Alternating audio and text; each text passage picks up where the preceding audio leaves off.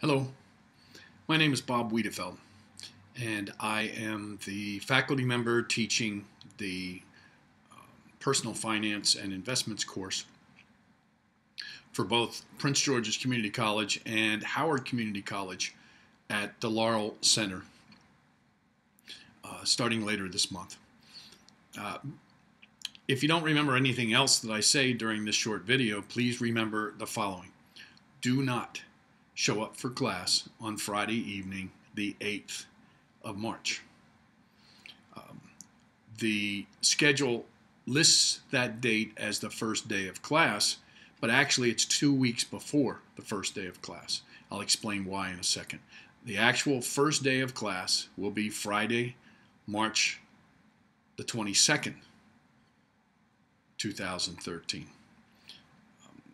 The reason the college lists a date 2 weeks before the actual first class is so that the students can begin working on assignments before they get to the first session.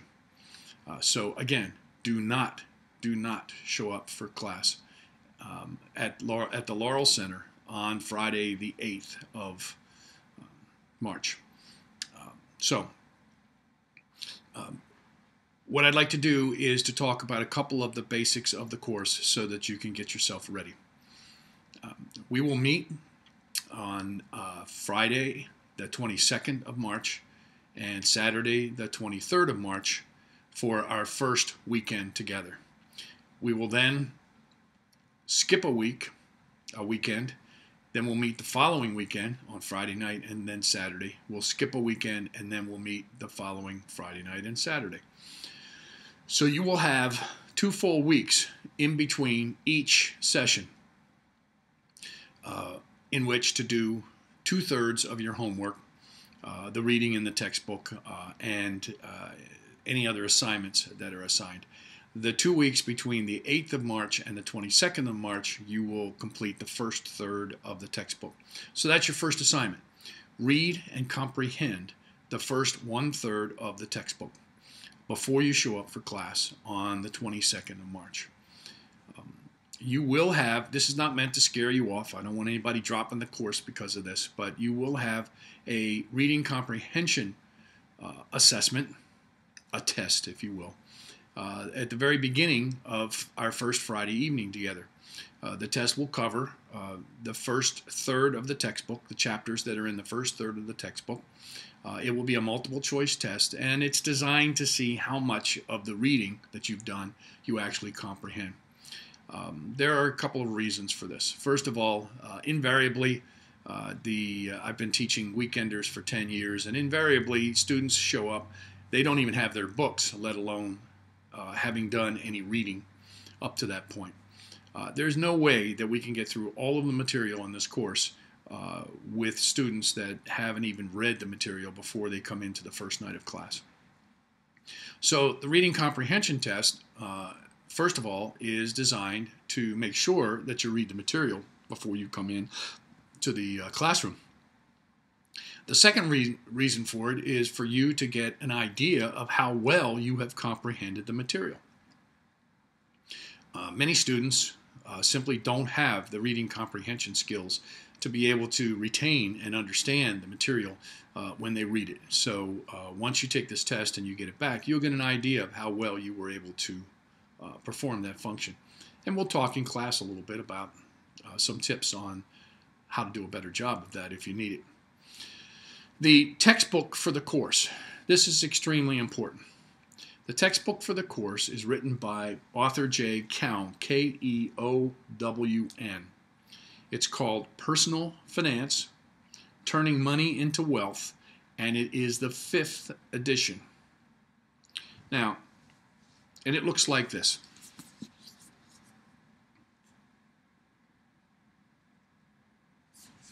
Okay. Now, there are a couple of ways that you can purchase the book. First of all, you can go to the Prince George's Community College bookstore. I'm sorry, but I don't think Howard Community College bookstore carries this book. But that's okay, because I'm going to give you an idea how to do it otherwise. But if you go to the Prince George's Community College bookstore, I guarantee you'll pay well over $200 for this textbook.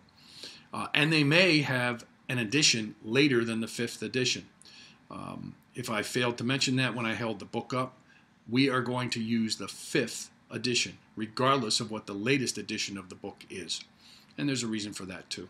Now, if you don't want to pay over $200 for a textbook, and I wouldn't if I were you, you can go online, and there are a number of websites that will sell you a used textbook, 5th edition textbook, for significantly less than $200. And I strongly suggest that you do that. There are even websites, one of them is Amazon, that will rent you the book for the period of the semester, and then you return it. That's probably the least expensive way to procure the textbook. So, this is a course in personal finance and building wealth. And one of the ways that you build wealth is by not spending any more than you absolutely have to for a particular product. So you can begin your road to riches, if you will, by saving some money on the textbook. Spend some time. There are other websites that will either sell you or rent you the textbook.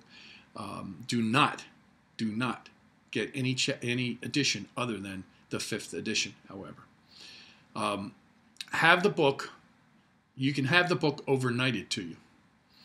And it would still cost you significantly less than if you bought the book new and stand in line at a college bookstore to do it. So have it overnighted to you, or a second day mailed to you, so that you have as much time as possible to read the book. Now, for those of you who are really on the ball, and you went to the bookstore and you paid over $200 for the textbook and you've started reading it, you really haven't lost anything. You're not going to be able to return it if you've taken the shrink wrap off of it. And if it's an edition other than the 5th edition, then we'll have to work together on it. So don't go slitting your wrists because you have the wrong book and you can't return it. We'll work together on it. But for those of you who have not purchased the textbook yet, you can save yourselves some money. Now, in order to prepare for the first class, you must read the chapters that are in the first third of the textbook. You will be responsible for reading the chapters in the second third of the textbook between our first session and our second session, and you'll be responsible for reading the chapters in the last third of the textbook in our last session. We will also have 2 projects in this course.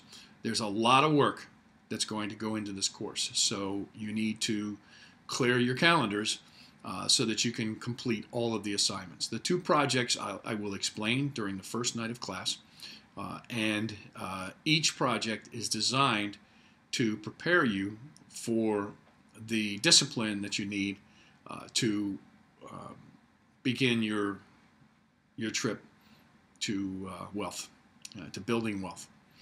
So they are very practical assignments. There's one other thing that I want to mention to you. It's extremely important, as everything else that I've tried to tell you in this video. You absolutely must attend every scheduled class session for this course. It will be Friday night the 22nd, the next day, Saturday the 23rd, and then it will be the second weekend after that, and then the second weekend after that. You cannot, I will have to check one thing. I should have checked it before I started the video. I need to check and see when the center, the Laurel Center, is closed for the spring break. We might have a little more time than the 2 weeks in between. If we do, I'll send out an email and with the exact dates. But you must attend every session. Every once in a while, I get a student who walks in on the first night and says, hey, I'm in this course, but one of the Saturdays that's scheduled for us to get together, I have to be in a wedding, and there's no way I can get out of it, so I'm going to miss that class. No, you're not. The best thing to do is to get out of the course because I cannot pass you if you have not attended every single one of the sessions. That's just the way it is. If you miss a Saturday, for example, that's the same as missing 5 weeks of a 15-week course. Everything is consolidated into a very small amount of time. So please you've got to clear your schedule for the dates of the course. And once again, if the dates are different from the ones that I've given you in this video, I will send you an email. The other thing is that you must, if you're watching this video, then chances are really, really good that you have checked your student email at the institution that you attend. Prince George's Community College will not allow faculty to communicate with students via any email platform other than the student email platform of the college, or Howard Community College's student email. It's just the way it is. Not my rule, nothing I can do about it. So you must very, very frequently check your student email at your institution for updates and messages from me while you're in this course, actually from now until the end of the course. If you have any questions, you've gotten an email from me. That's how you found this video. That's my email address. Do not hesitate to send me an email, and I'll respond to you as quickly as I can. Thank you very much, and I look forward to seeing you in a couple of weeks.